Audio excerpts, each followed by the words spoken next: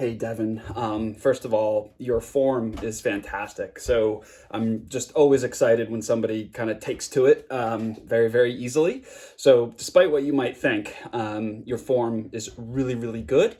And you're only going to do great things from here. So very, very exciting. With that said, of course, I do have some feedback. Some of it's fairly minor because, like I said, things look really good right off the bat.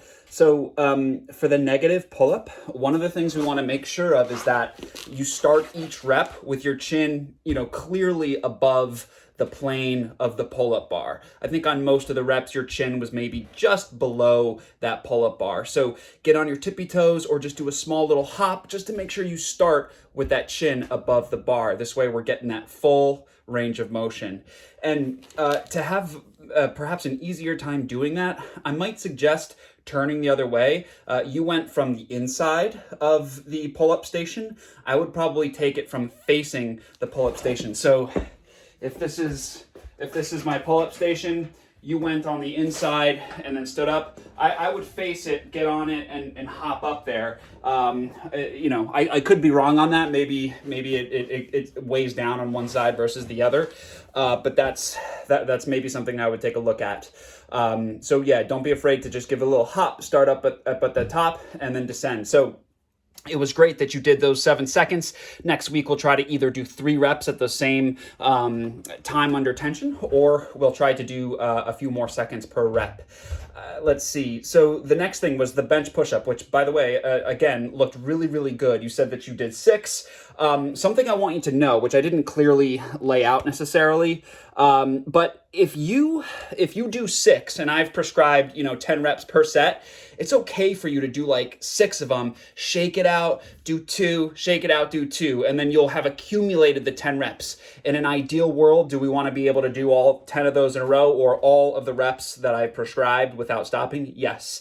But in your case, with your form being so good, I am very happy for you to do 6, rest a little bit, do 2, and then 2, or whatever the case might be, 6 and 4, whatever it is. And then as you continue going on, you'll notice, oh, turns out I can do more and more in a row as time progresses.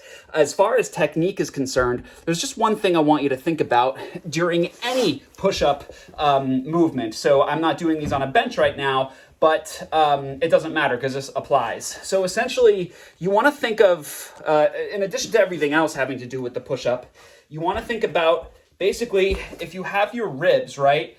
The way you want to brace your core is to think about tucking your ribs down to your pelvis. So it's not just squeezing, but it's also bearing down. So it's kind of, you're trying to shorten the distance between your belly button and your rib cage, like this. It's almost like a mini crunch that you're trying to hold.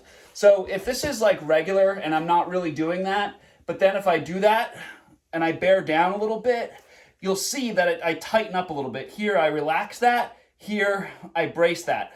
I'm also gonna think about tucking my tailbone underneath my hips. So here I'm like super arched, but here I'm squeezing and tucking. So it's almost like at the top of the push-up position, you should feel like, okay, if I brace my core, tuck my pelvis under, you should feel like you're holding the most difficult plank of your life. And then you bring that plank through the range of motion. Okay, because what happens is as the core gets weak, it starts to let go, and then we're pushing through here. Right? So that's just a tendency that happens with everybody. But it's for the absolute best results, you want to make sure that you start with that braced core and the squeezed glutes just to help maintain that very neutral spine position.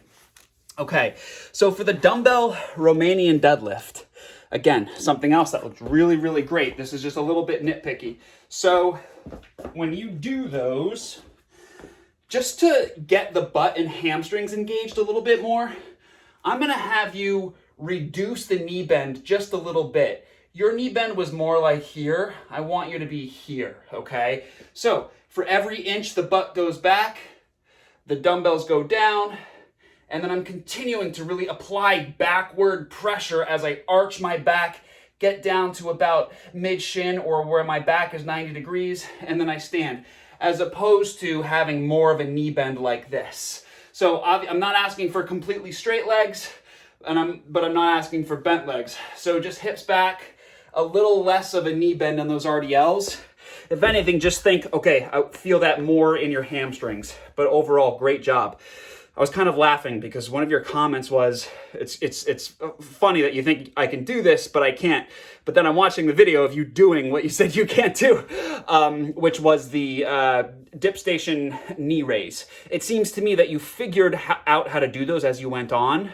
When you lifted your knees, you had a lot of space between your calves and your hamstrings.